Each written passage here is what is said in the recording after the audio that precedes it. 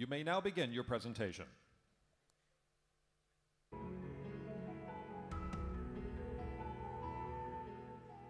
Zimbabwe is a land of unsurpassed beauty and grace. The majestic Victoria Falls forms the world's largest curtain of falling water. The Great Zimbabwe ruins depict our nation's heritage, culture, and tradition. Zimbabwe is a land richly endowed by vast mineral wealth and agricultural resources. With a literacy rate of 94%, Zimbabwe is now playing an active role in the global network of today's enterprising and aspiring entrepreneurs. We at SIFE CUT are helping individual communities by creating jobs and supporting prosperity across our land through unique and life-changing rural renewal projects. Through our vibrant and resilient spirits, we are leading, inspiring, and making a difference in the lives of many in our communities. Together, project by project, community by community, we are addressing real-world business and economic issues by building a lasting future.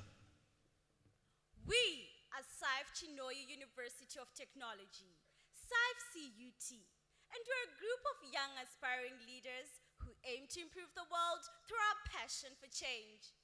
Driven by our theme of building a lasting future, this year was no ordinary year for each and every community that we impacted. This year, we embarked on innovative and entrepreneurial projects.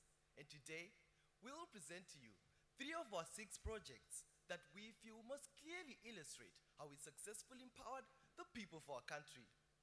Ladies and gentlemen, welcome to the 2011 Chinoyi University of Technology SIFE team presentation.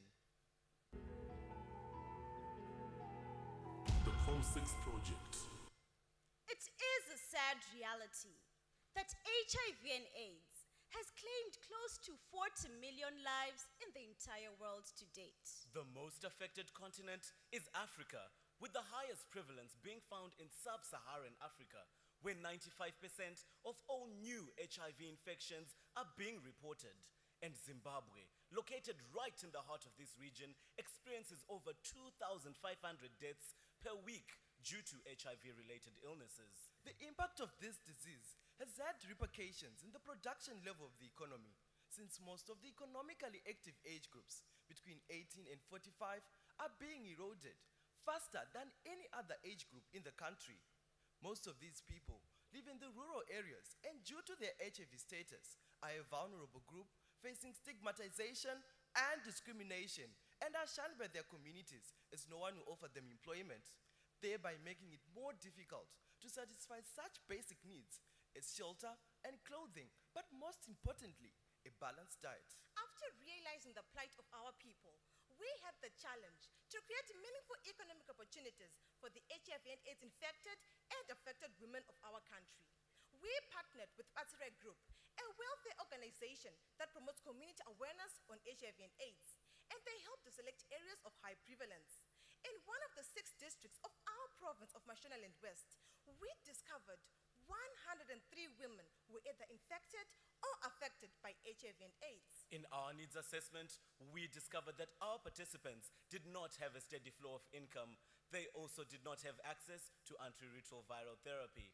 More than 40% of them did not have decent accommodation and lacked a variety in their diet, posing a serious threat of malnutrition, especially to those infected by the disease.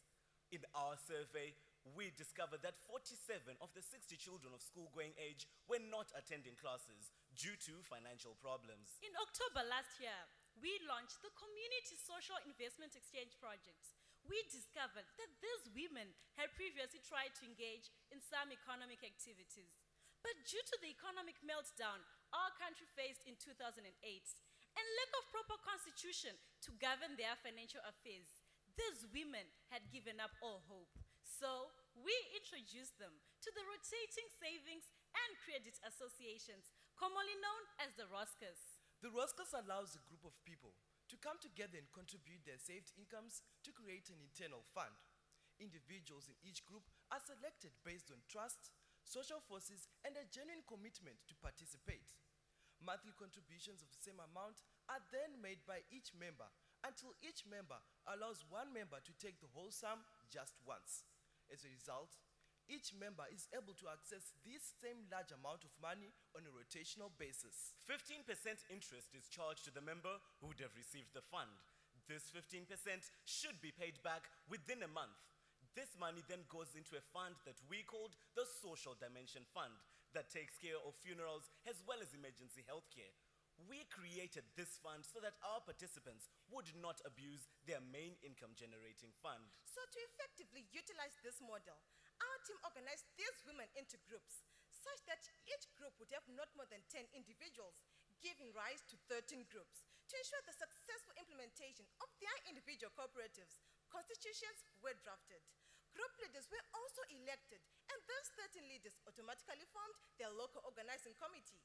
This was all done in an effort to govern their financial affairs. To ensure effective dissemination of information, the women were split into smaller groups. Valuable knowledge and skills were transferred through a participatory approach. We then held various discussion-based workshops on entrepreneurship, business, and economic concepts such as demand and supply, and basic bookkeeping techniques were also taught. After the completion of these sessions, we saw the need for an additional session to instill environmental consciousness so that they could highlight key techniques such as composting, waste segregation, and how to reuse non-biodegradables. Each individual started off by contributing as little as $5 each month, which they would use to buy small goods for resale.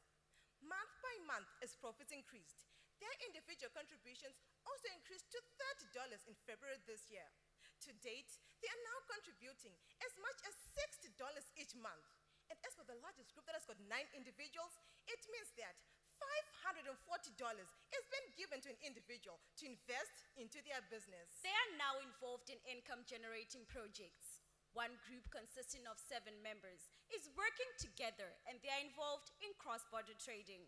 They import clothes and electrical goods and operate an on-the-move market around their district. Some of the group members have now engaged into vegetable marketing, while others now own grinding mills, livestock, and have managed to build houses for their families. In addition, some of the money they're generating is being used for education. Of the 47 children that were not going to school, 35 of them are now attending classes. They are now able to buy prophylactic drugs to prevent opportunistic infections associated with HIV and AIDS. They can now afford antiretroviral drugs when they're not available for free at the community clinics, thereby ensuring that they adhere to their treatment schedules. These women can now afford food of high nutritional value, and they've managed to buy home-based care kits for use in their homes. Now, let us take a listen to these women as they bear testimony on how this project has directly impacted their lives. However, please note that this video is blurred to safeguard the identity of these women as they are infected and affected by HIV and AIDS. ndinonotenda zvandakabatsirwawo nazvo zveboost inini ndakafirwa nemurume wangu ndine 5 years murume wangu ari pasi asi ndikuona mukando siwa kundiyamuno ndakasina kana bhusi yekupfeka kana chii chaicho iye zvinezvi ndatomisawo imba yangu ndikatengawo mombe dzangu ndikatengawo mbudzi pamba pakutooneka kuti pane munhuwo pamba chaipo zvese zvandiona zvese ndinokwanisa kuita nemukando wangu saka ndinotedza ndakaita vana vangu vairi one aita A level pano paKenzamba high school umwe achiita O level vese ndakakwanisa kuvakweretera mari kumukando ndikabhadhara vakanyora maexams avo ndikazodzosera mari yangu kumukando ndizvo zvakanyanya kundibatsira mari nezvemukando pari zvino izvi handisina mwana enezvi ndinasara nemwana weform 2 nograde 5 vese vana vangu havana chikwereti pachikoro ndiri kubhadhara mari maererano nemukando ndatenda. Using the train-the-trainer approach, we have successfully delivered workshops to train 52 cluster facilitators on the Roscas model. In turn, these facilitators have educated over 3,000 women since February this year. This has allowed over 470 groups to be formed in 3 more districts of our province. To date, each group is saving and lending an average of $500 each month. Simple solutions have improved the quality of 103 lives. For the HIV and AIDS infected and affected women, For SIFE CUT is continuing to create lasting solutions and begin a lifelong future for the women of our country. The Hope for All project. Of Zimbabwe's estimated population of 13 million people, 9.2% of them are orphans and vulnerable children. This means that 1.2 million children are in need of our assistance. To address this concern, SIFE CUT created the Hope for All project as an entrepreneurial initiative to help the 120 orphans housed at the Mustard Seed Orphanage in Chivu. The orphanage takes care of children between the ages of 6 and 18 and faces problems of relying solely on grants and donations. This aggravated our team's determination to curb this problem and provide a direct, consistent form of income for these children. So how could we help equip these orphans with the capacity to succeed on their own? Due to a limited number of suppliers, a wide gap exists between the demand and supply of pastries in Chivu town. This resulted in highly priced and low quality pastries. In February this year, SIFE CUT negotiated with a renowned chef to train 12 of these orphans aged between 16 and 18 on how to make various pastries such as cakes and pies. After an intensive debating and brainstorming session, these children took it as their own initiative to become pie makers. During 14 sessions that we successfully facilitated, interactive games and role plays were used to transfer knowledge to the youth. We also taught them on various entrepreneurial and economic concepts such as pricing, risk-taking, and strategic marketing techniques. To increase their familiarity on financial literacy concepts, we encouraged them to record a weekly spending diary so that they could identify all unnecessary expenses. Zimbabwe faces critical problems of electricity supply. Blackouts are common throughout our country, and these last up to 7 hours each day, occurring more than 4 times in a week. Unbelievable, right? Another power cut in Harare and another evening's trading by candlelight. Unable to meet the demand for power, Zimbabwe's state electricity provider regularly pulls the plug to ease pressure on the overloaded grid. This situation has created major dependency on wood for cooking as it is easily accessible. With these blackouts, how were these children going to be able to make these pies without depending on wood for energy? Through extensive research, our team discovered the biomass oven, an energy-efficient, environmentally sensitive power oven that uses charcoal or chipboard from sewing mills. We then built this oven at the orphanage. The biomass oven is cheap to construct because it uses locally available material for construction. But best of all, it has low initial investment and maintenance costs. Production started in February this year, baking an average of 40 pies 4 times in a week. The pies were readily supplied to a local grocery store that operates in Chivu town. This realized them a monthly profit of over $256. The outcomes of this project have been remarkable. Through our efforts, 2 of the orphans who got passes in their ordinary level examinations in 2009 finally managed to proceed to do their advanced levels this year. Due to the huge profits that are being generated through this project, all 120 orphans are now in school. And now, they've got high self-esteem because they have uniforms and shoes and therefore do not feel inferior when they're in class. We were especially touched to see how food security and clothing improved drastically. According to their caregivers, as well as these children's report cards, these children have improved notably, showing improved creative thinking, self-discipline, and positive attitudes. In order to run this project sustainably, 4 caregivers were trained on how to make the pies, ensuring that when the children eventually leave, the pie making process will still remain operational and sustainable. For the environmental sustainability, the efficiency of the oven translates to reduced deforestation. Unlike cooking on an open fire, little smoke is emitted from the oven, resulting in a decrease in smoke aerosols emitted into the atmosphere. This translates to a major reduction in greenhouse gas emissions, thereby reducing global warming potentials. In our next phase, we intend to replicate this project to other orphanages across our country. We have already identified the Good Shepherd Orphanage and 5 other orphanages, and we intend to educate them on rabbit rearing and mushroom farming. Around the same time that we started working with the orphanage, one of our SIFE members discovered Mr. Masango, who had been recently retrenched. With no job and no income, how was he going to be able to take care of his wife and 5 children? We sent Mr. Masango for training to the same chef, and he decided to explore into bun and bread making. We also built him the very same oven and trained him on financial calculations as well as how to market his products. He has managed to gain market in 5 strategic locations, and he has reinvested his profits successfully to build his own bakery, creating employment for 3 people. Furthermore, he sent his wife Maria for a sewing course so that she too could contribute to the family's income. 1.2 million children in need of our assistance. 120 orphans directly impacted. A small dent it might seem, but it is the first step towards building responsible and motivated youth. Our objective of providing a direct, consistent form of income for these children has given them hope, and their future is now beginning. The SPAR Project. In Zimbabwe, the majority of our people rely on agriculture as a means of livelihood.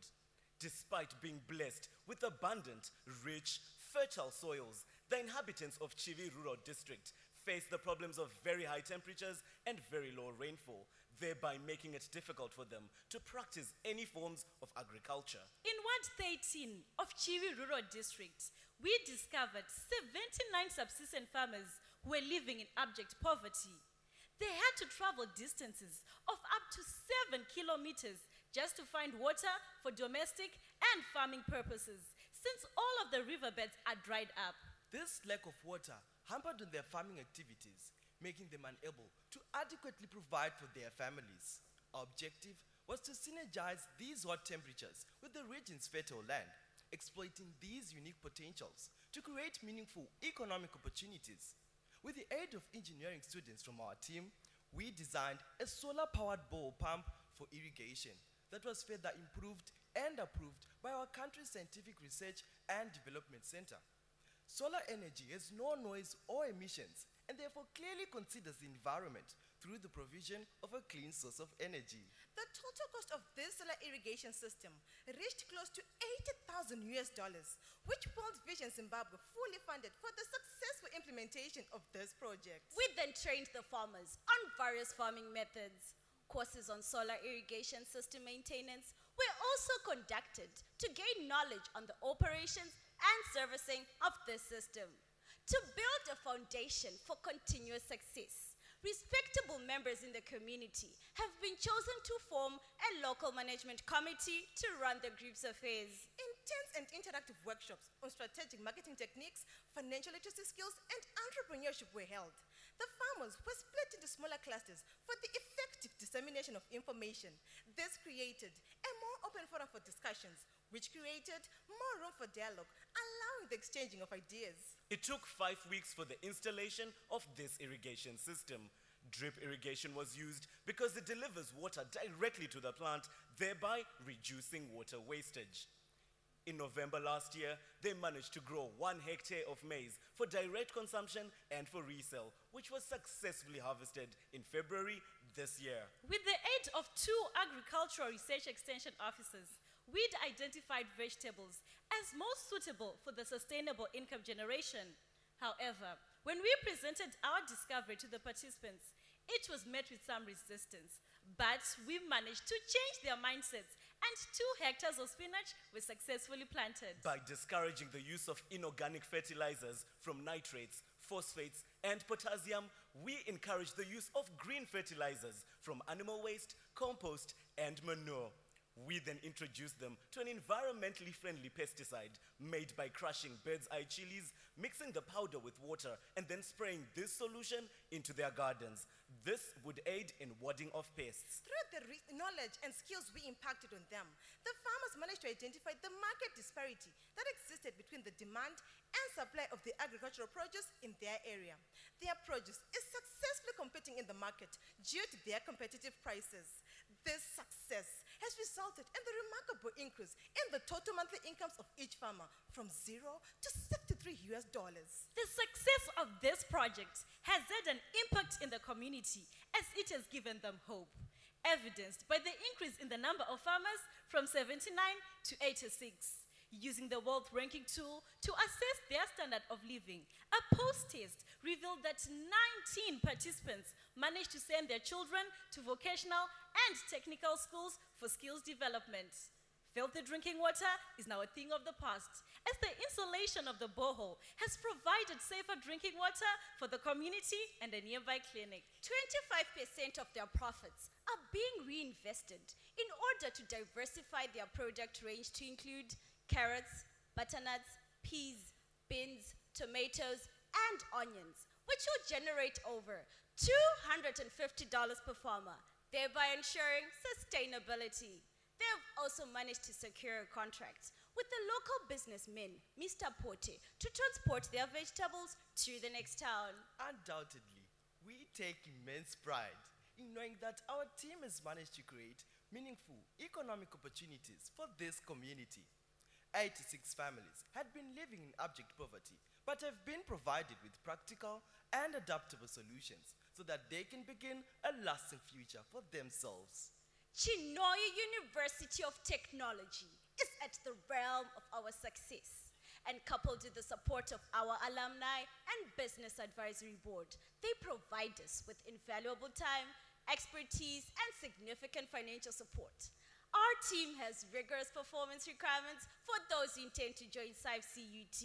And this year, we are proud to have 30 new members to our family. This year, we added 9 brand new partners that were directly involved in all of our projects. In addition, we ran 3 ethics projects that targeted students, small businesses, and piracy on music that gained large media coverage across our country.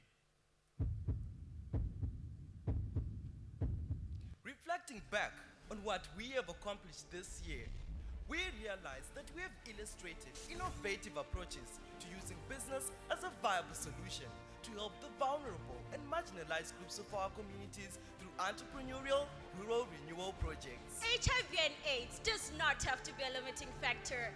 And this past year, it was through the COM6 project that 103 infected and affected women proved that by working together, they can indeed move mountains. You can best help people by teaching them on how to create wealth, what we call a hand up, not a hand out.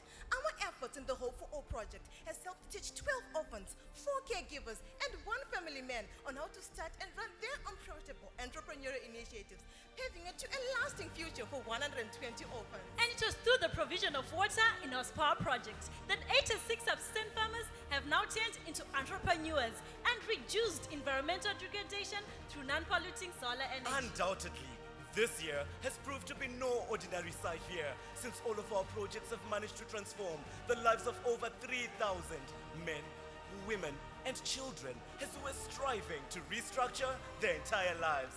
We have brought prosperity across our country, and their future has begun.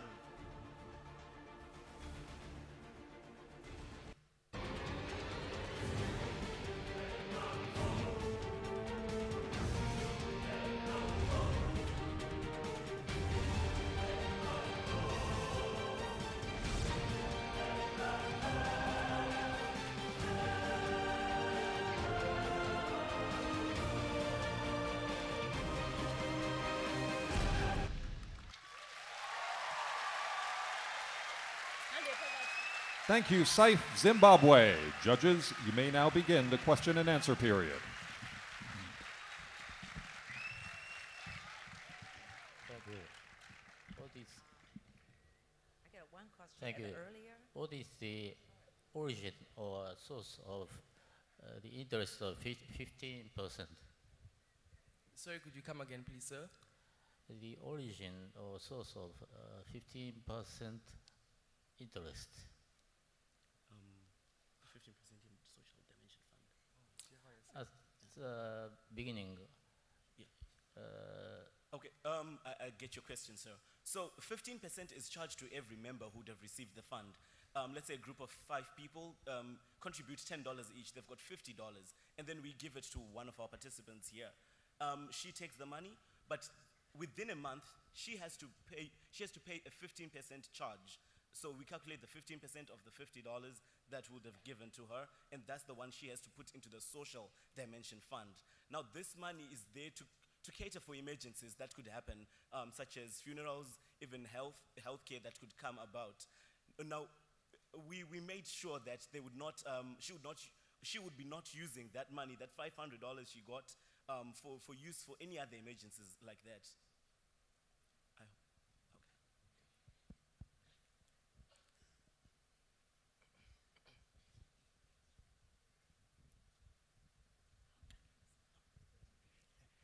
Have you made any choice, or have you influenced the teams on this rotating savings model on what to choose, or were they free then? What business to invest? Well, definitely, sir. After the completion of our business, economic and entrepreneurial concepts, we then highlighted to them the various entrepreneurial activities that they could embark on. They had to start small because their savings had to start small. So they had to make the choice, depending on their group, the different types of income-generating projects that we would highlight to them. Then they would have to make the choice the ones they would want to embark on. Yeah. Scenarios of how best they could stimulate consumer spending, as well as utilize the funds they were generating, were given to them. So we gave them just an eye-opener on what sort of business ventures they could get into, but then it was entirely up to them to decide which exactly thing they would want to take on from that point. Well, it's very interesting that you have designed and built an energy-efficient biomass-powered oven. Can I just ask what is the material that you used? What's the economic lifespan of the oven, and how much does a typical oven cost, and how does that impact? Are they able to sustain and build the oven themselves after you have already taught them how to build the ovens? Well, definitely, ma'am. Firstly, I would like to answer saying they can indeed build the same oven even for the years that to come. The lifespan of this oven is spread on 5 years. After 5 years, they would have to rediscard them so that they come up with a new oven. Now, the oven is very cheap to construct because it only uses locally available material. This material includes dagger as well as the bricks, then come together and made to make the oven. They also have to use asbestos sheets in order for them to conduct the heat from the bottom of the oven, so that the bottom of the oven also heats the pies they are making. So they use locally available bricks, which they can construct for themselves. The total cost of just making that oven is just a little over $60. Locally manufactured bricks, metal sheets. They also use metal rods that they can to use for supporting the pillars there. It's very basic, but it's very, very useful and long-lasting.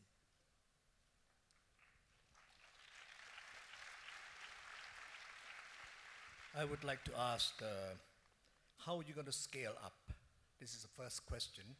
And the second question is that if you pull out, SIFE pull out, how they're going to stay in? So this is in connection with which project? All of them. All of them. Let's take the Roskas, for example. We taught these women how to come about with saved incomes. Now, they've been, on their own initiative, they've known when to increase the incomes from contributing $5 to $30, because they're realizing that their projects are getting bigger and bigger. They've moved on from $30 to $60. So in their mindsets, they have ownership for this project. And it's only those people who have genuine passion for being in the Roskas that actually partake in the Roskas. Pertaining to the bakery project, these children are seeing the... Your time has expired. Judges, please join me in thanking the Chinhoyi University of Technology SIFE team from Zimbabwe.